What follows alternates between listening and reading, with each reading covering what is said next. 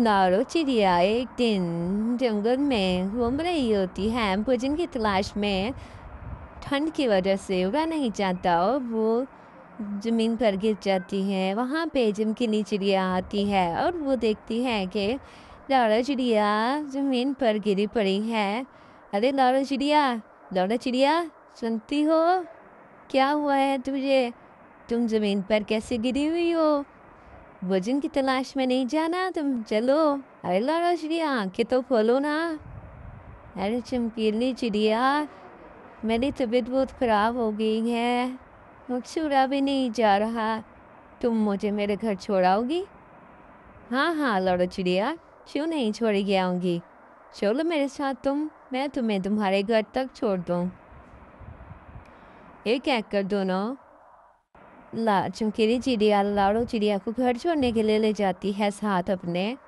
उसके घर छोड़ने के बाद वो उससे उसकी बहन गौरी को बताती है, अरे गौरी, ये तुम्हारी बहन रास्ते में बेहोश हो गई थी, ले जाओ इसको अपने साथ घर में भी लिटाओ। शायद ठंड ज़्यादा होने की वजह से उसको बुखार भी हो गया है। अरे मेरी बहन को क्या हो गया, मैं चेक करती हूँ, इसको बुखार है या तबीयत वैसे ख़राब हो गई है। ठीक है, तुम इसको चेक करो, मैं जा रही हूँ यहाँ से, और मैं तुम्हारे लिए खाने के लिए कुछ लाती हूँ, क्योंकि तुम तो छोटी हो, तुम जा नहीं सकोगी, तुम्हारी बहन की तबीयत ख़राब हो गई है। अरे तुमने इतना तकल्लुफ़ क्यों किया? अरे ये देखो, ये बिरयानी है और साथ में कुछ भोजन और थोड़ी बिरयानी लाई हूँ मैं, और ये गंदम के दाने हैं जो कभी तुम्हारे काम आ सकते हैं, और कुछ फ्रूट्स हैं। तुम इस लाड़ो चिड़िया को खिलाओ और जूस वगैरह इसको पिलाओ, ताकि इसकी सेहत अच्छी हो और जल्दी से ये काम पर जाने के लिए तैयार हो जाए। ठीक है बहन, मैं इसकी बहुत देखभाल करूँगी और बहुत सी खाने दूँगी। जंगल के पंछी बार बार बारी बारी आते और कुछ फ्रूट्स और खाने के लिए कुछ साथ में लाते।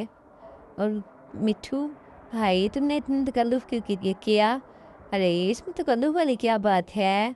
तुम लो, ये समोसे लो, इसको खिलाओ ताकि इसका मुँह का जायका ठीक हो जाए और फिर जल्दी से ठीक हो जाए, हमारे साथ भोजन की तलाश में चले। और ये फ्रूट्स इसको लाज़मी देना, और ये मैं इसके लिए तरबूज लेके आया हूँ ताकि ये अच्छे से खाए।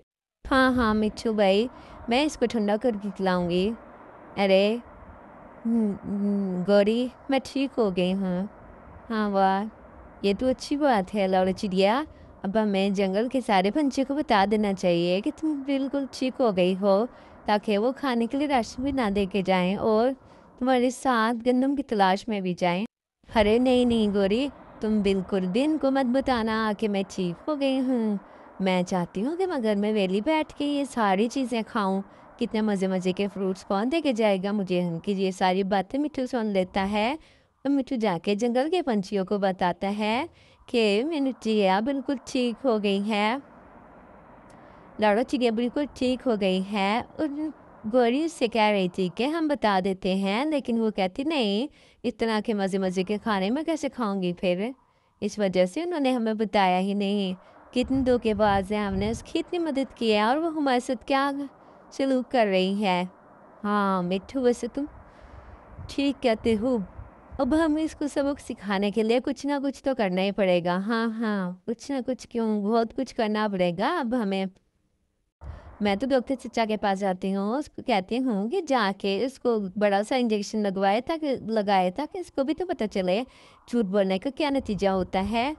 ठीक है, चलो हम जल्दी से हम डॉक्टर चचा के पास जाते हैं और उसको कहते हैं कि वो लाड़ा चिड़िया के घर जाए और उसको वो बड़े वाला इंजेक्शन लगाए। इधर उल्लू डॉक्टर चाचा आ जाते हैं। अरे लाड़ा चिड़िया, मैंने सुना है तुम्हारी तबीयत खराब है।